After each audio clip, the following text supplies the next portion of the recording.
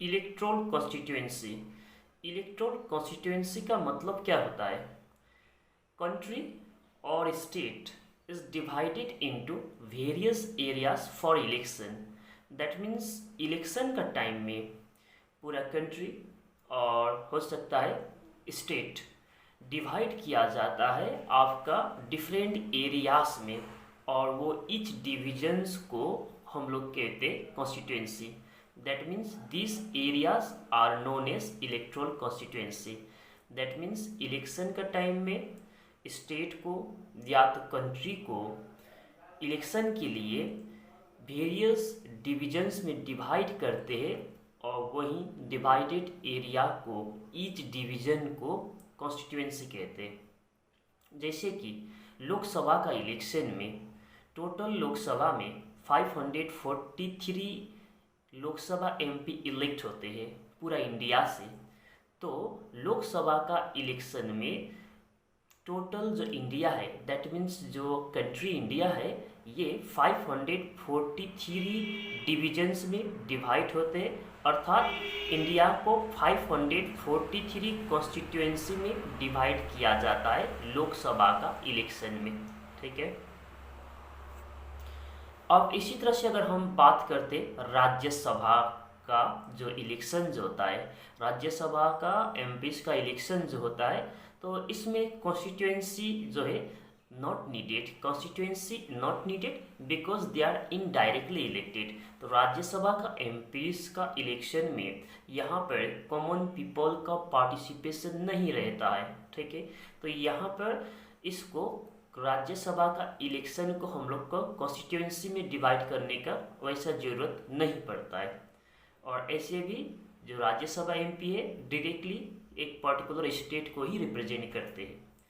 और इसी तरह से अगर हम बात करेंगे assembly election, assembly election simple में आप समझिए चीफ मिनिस्टर को चुनने का जो इलेक्शन जो होता है, ठीक है, जिसको हम लोग असेंबली इलेक्शन कहते हैं, या तो विधानसभा का election.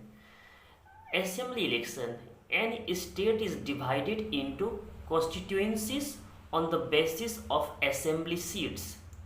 For example, Bihar has 243 assembly seats. So during assembly election, Bihar is divided into 243 constituencies. That means assembly election का मतलब सिंपल में चीफ मिनिस्टर का इलेक्शन समझो। ठीक है। जब चीफ मिनिस्टर चुना जाता है, ठीक है, तो ईच स्टेट में जब चीफ मिनिस्टर चुनने का जो इलेक्शन होता है वो असेंबली इलेक्शन हुआ वहाँ का। ठीक है। और जैसे कि बिहार में चीफ मिनिस्टर चुनने के लिए यहाँ पर जो असेंबली में जो सीट जो है टोटल 243 सीट है एमएलए का। ठीक है। 243 एमएलए का सीट है। दैट मीन्स असेंबली इलेक्शन का टाइम में पूरा जो बिहार जो है 243 डिवीजन में यहाँ पर डिवाइड किया जाएगा। दैट मीन्स 243 कॉन्स्टिट्यूएंसीज में डिवाइड किया जाएगा, और ईच कॉन्स्टिट्यूएंसी से 1 एमएलए इलेक्ट होगा। ठीक है। दैट मीन्स यहाँ पर दूसरा भी चीज़ यही समझिए, यही बिहार जब लोकसभा इलेक्शन जो होगा, लोकसभा इलेक्शन जो होगा, तो लोकसभा इलेक्शन में टोटल इंडिया से, ठीक है, 543 एमपी का इलेक्शन होता है। तो 543 टोटल इंडिया से हो रहा है। दैट मीन्स यूनियन टेरिटरी और आपका टोटल स्टेट्स मिला करके। तो अगर हम सिर्फ एक स्टेट को देखते हैं बिहार को, तो बिहार से 40 एमपी इलेक्ट होता है, लोकसभा एमपी इलेक्ट होता है। इसी तरह से बंगाल से 42 लोकसभा एमपी, और यूपी से 80 लोकसभा एमपीज इलेक्ट होते हैं। इस तरह से करके टोटल इंडिया से 543 लोकसभा एमपी इलेक्ट होते हैं। दैट मीन्स यही बिहार जब लोकसभा का इलेक्शन होते हैं तो 40 एमपी का इलेक्शन होना है बिहार से। तो बिहार उस समय लोकसभा का इलेक्शन के टाइम में 40 कॉन्स्टिट्यूएंसीज में डिवाइड होगा, और 40 कॉन्स्टिट्यूएंसीज होगा उस समय। और यही बिहार जब आपका ये असेंबली इलेक्शन होगा, दैट मीन्स चीफ मिनिस्टर का इलेक्शन होगा, उस समय यही बिहार आपका 243 कॉन्स्टिट्यूएंसीज में डिवाइड होगा, अर्थात 243 कॉन्स्टिट्यूएंसीज होगा यहाँ पर, ठीक है। तो आपका ये हो गया कॉन्स्टिट्यूएंसी। ओके, अब टेन्योर देखते हैं हम लोग। दैट मीन्स लोकसभा का जो मेंबर जब इलेक्ट होते हैं तो कितना साल के इलेक्ट होते हैं, इसी को कहते हैं टेन्योर। दैट मीन्स लोकसभा का एमपी इलेक्ट होते 5 ईयर्स के लिए। तो टोटल लोकसभा में 543 एमपी सिलेक्ट होते हैं, ठीक है। All 543 Lok Sabha MPs are elected together and their term expires together. That means Lok Sabha में ये चीज़ होता है कि 543 एमपी का इलेक्ट होता है लोकसभा में, और वो सभी एक साथ इलेक्ट होते हैं और वो सब का टर्म एक साथ एक्सपायर होते हैं। दैट मीन्स 2024 में लोकसभा का इलेक्शन मतलब प्राइम मिनिस्टर का इलेक्शन समझो, ठीक है।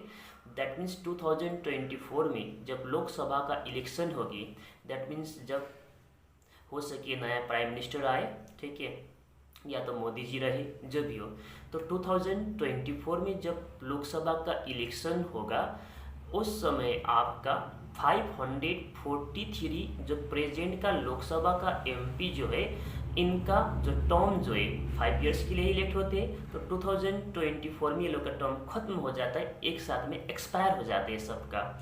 और इसकी का साथ साथ फिर 2024 में जब इलेक्शन होगा तो 543 एमपीस एक साथ इलेक्ट होगा, ठीक है।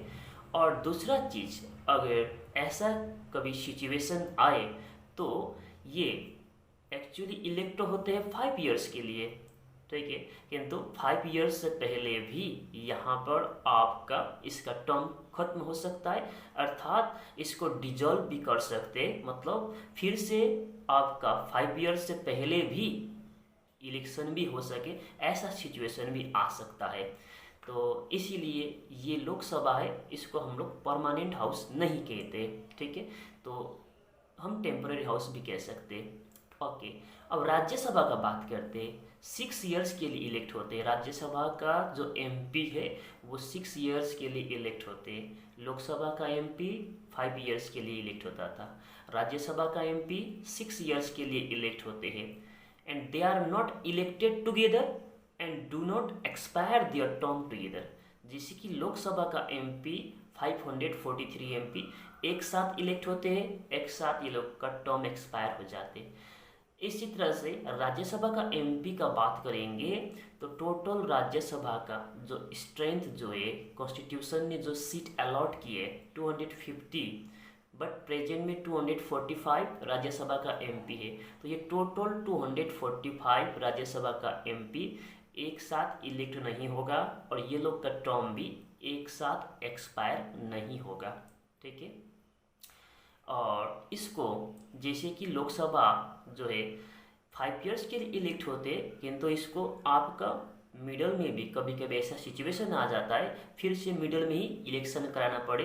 दैट मीन्स 5 ईयर्स से पहले भी ये लोग का टर्म खत्म ही हो सकता है, डिजॉल्व भी कर सकते हैं, इस हाउस को खत्म कर सकते हैं, एंड कर सकते हैं उस हाउस को। किंतु राज्यसभा में ऐसा नहीं है, इसको डिजॉल्व भी नहीं कर सकते और इसका टोटल मेंबर एक साथ इलेक्ट नहीं होगा और टोटल मेंबर एक साथ एक्सपायर भी नहीं होते।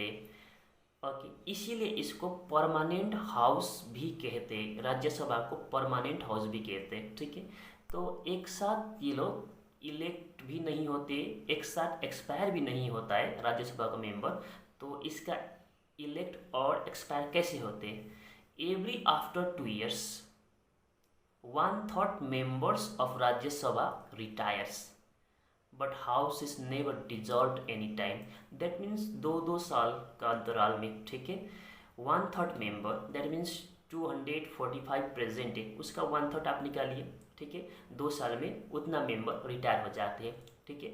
और उतना मेंबर रिटायर हो जाते हैं तो उनका जगह फिर क्या होगा, इलेक्शन होना है।